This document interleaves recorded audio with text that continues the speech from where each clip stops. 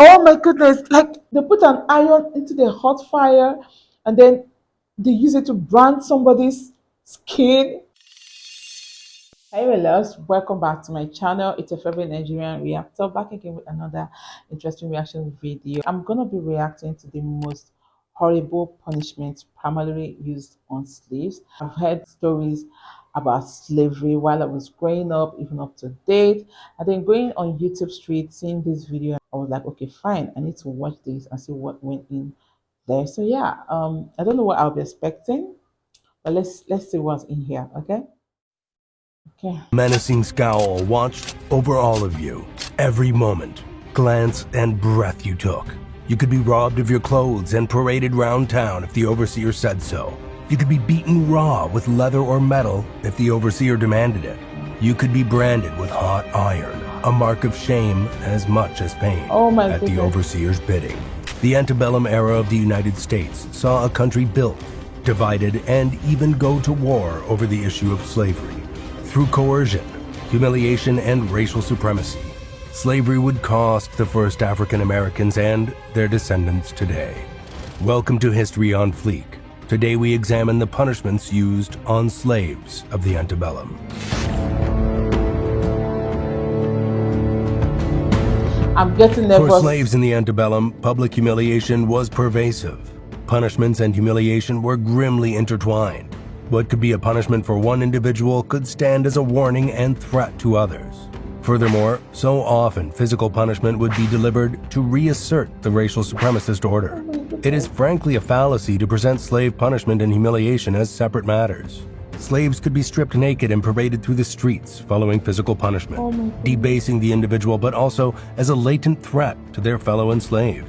Collars could be placed on slaves, a visible and loud act of debasement that, ironically, would not aid their all-important forced labor. Shackling of the hands and feet of male slaves was rife in the antebellum. Survivor accounts include instances of runaway slaves being captured and forced to wear a bell or pillory for a whole year. Public humiliation was part of the very design of the antebellum and slavery-funded society. For enslaved persons, it was inescapable. Oh my goodness, people really went through a lot. People actually went through a lot. Public humiliation.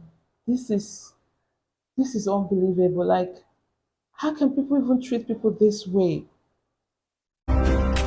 From the earliest days of the 13 British colonies, starting in 1526, chattel slavery was practiced in what would become the United States of America. Slavery of Africans and African Americans would take hold in large from the 1600s until the end of the Civil War in 1865.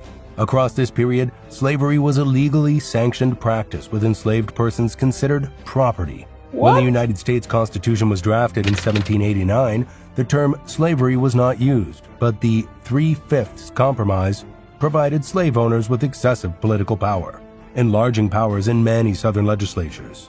The term 3/5 has become symbolic for many of the lessened legal views of the enslaved, that they were only seen in American law as 3/5 of a person.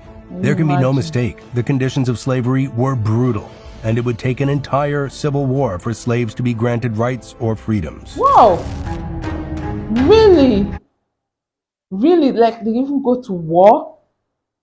Oh my goodness. The branding of enslaved persons was commonplace across the United States. An entire strand of the abolitionist movement was based on the practice of branding, that slaves were being branded and mutilated in the same vein as livestock. Remarkably, the practice itself held two purposes. Firstly, as a shaming mark of property that served to separate the enslaved from the master population. This branding would be done with a hot iron on the enslaved person's skin, a scar for life. Secondly, and predominantly from the 19th century onwards as a form of punishment. Chillingly, the mutilation... I'm sorry. So, oh my goodness, like they put an iron into the hot fire and then they use it to brand somebody's skin. That can't even go off. That can't even go off for the entire life or his or her life. slaves through the removal of teeth or ears took place well into 1830. I'm sorry, I need to take that part back. This I'm sorry. Branding would be done with a hot iron on the enslaved person's skin, a scar for life. Scar for life. Secondly, and predominantly from the 19th century onwards as a form of punishment. Chillingly, the mutilation of slaves through the removal of teeth or ears took place well into 1830, which sardonically made a marker for identification should they flee. Oh my Many goodness! runaway slaves. Oh my goodness! I'm sorry. What? Like they even go to the extent of removing their teeth? Jesus Christ. Were subject to forms of branding as a punishment for the attempt. These would include dog bites and even shotgun blasts from their captors.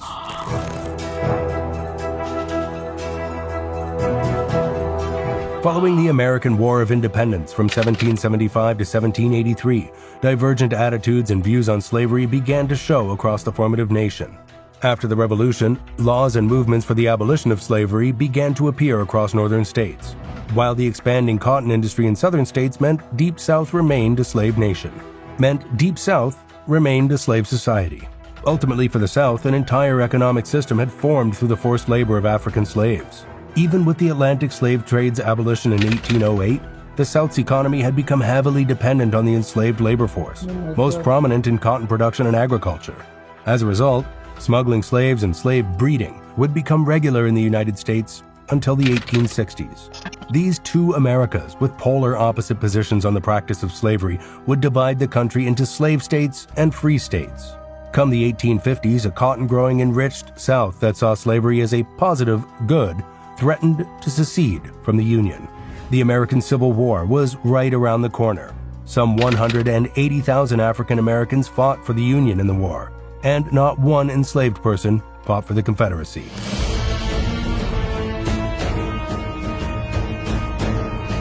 Physical punishment was a day-in, day-out occurrence for the enslaved population of the United States. Punishment could be given out for perceived disobedience or infractions, yet often the abuse was meted out for the overseer to impose their dominance. On any plantation, an overseer had the authority to commit violence upon enslaved people. Oh my goodness. Typically, this was done with a whip made of cow skin or a lash made of metal. Coercion through beatings was a matter entirely at an overseer's behest. Working too slow, insubordination, leaving without permission, or for no reason at all. Slaves who resisted their captivity, who ran away, should they survive, stood to have the most brutal of punishment. There are numerous accounts from the antebellum period of physical abuse of slaves leading to their deaths. Guys, this is so... I don't even know the word to use. Like, oh my goodness, these people went through a lot. They went through a lot. As the country brimmed with polarization on the issue of slavery, in 1860, Abraham Lincoln would be elected President of the United States. His election campaign ran on a pledge of stopping any expansion of slavery, not an abolitionist campaign, mind you. Yet, this was enough for several southern states to feel his presidency was a threat to slavery itself. Outraged southern states led by South Carolina implemented plans to secede from the Union. Shortly, Mississippi, Georgia, Alabama, Florida, Louisiana, and Texas would join South Carolina to form their own sovereign nation, the Confederate States of America. The Peace Conference of February 1861 was an attempt to prepare the Union, but its failure and the attack on Fort Sumter 2 months later meant civil war had arrived. Over 500,000 Americans would die in the 4-year conflict. Yet during its course, the Union would make gains on the very issue the war was born over, slavery. Progressive laws were passed that, in time, meant permanent gains. The Confiscation Acts of 1861 and 1862 meant Union forces could confiscate any property of the Confederacy. Wow. Property meant slaves. Yet it was in 1863, with the passage of the Emancipation Proclamation, that legally freed enslaved African Americans from the Confederate States. Arguably, Lincoln's vision and course of action cost him his life. Wow. But the Union would come to victory, and shortly afterward, the 13th Amendment would pass, prohibiting slavery in the United States of America. Wow. This is really interesting.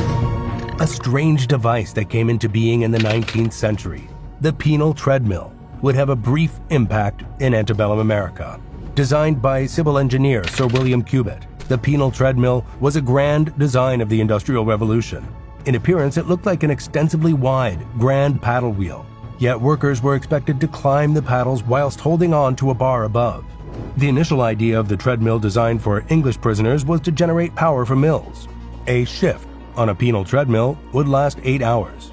That's right, 8 hours of involuntary stair climbing. Wow. Yet it didn't quite work out as they hoped.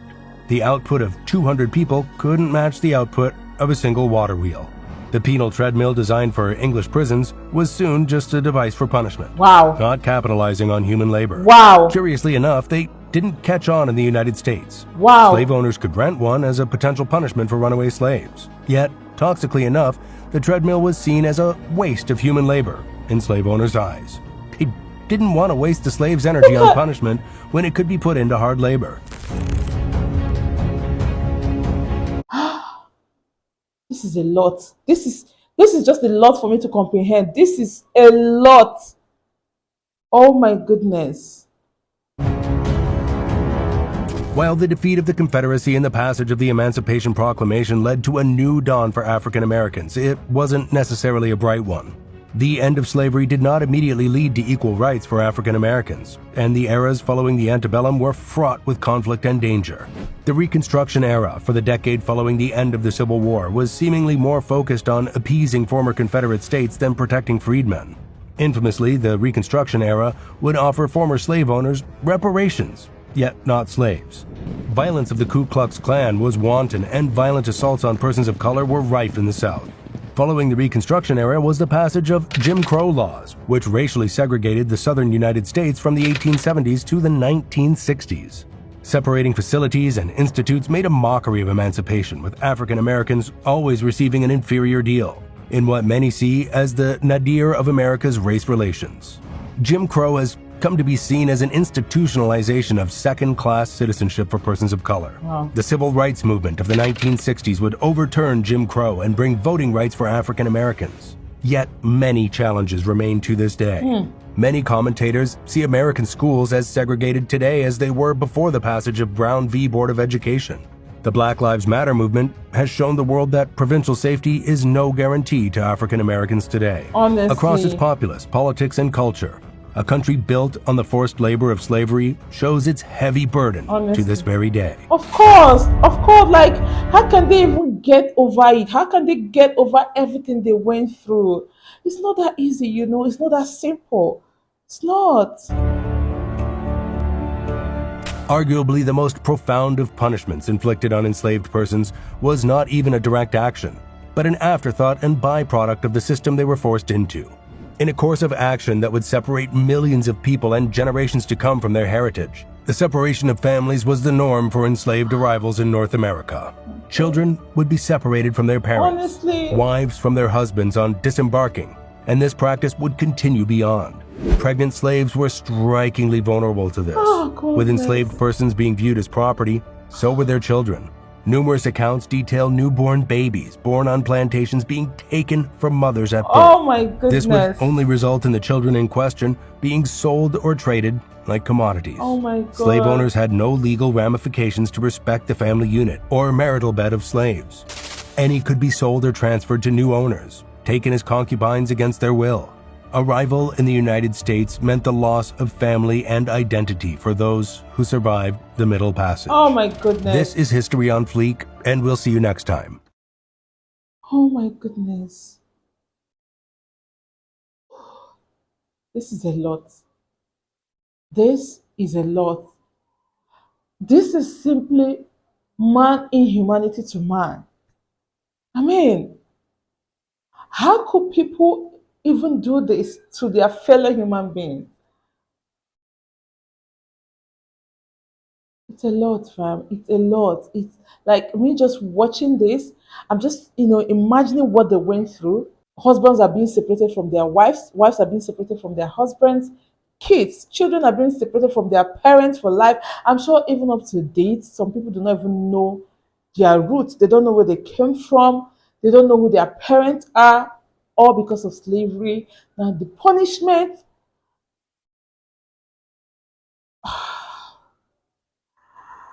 Oh my goodness, this is a lot. Like, this is a lot.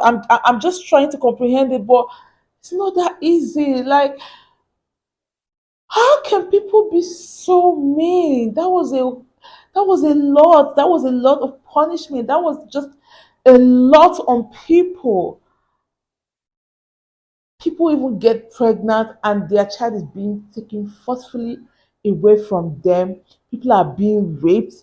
Concubines, people are being taken in as concubines. Like random men can just come in and sleep with you at any point in time that they feel like. It was just a whole lot. Like, oh my goodness, these people went through a lot. I feel so bad watching this. It was a lot. It was a lot, fam. It was a lot. I'll see you guys in my next one because right now I don't even know what to say. Please subscribe to my channel if you're not, and I'll see you all in my next one. Bye.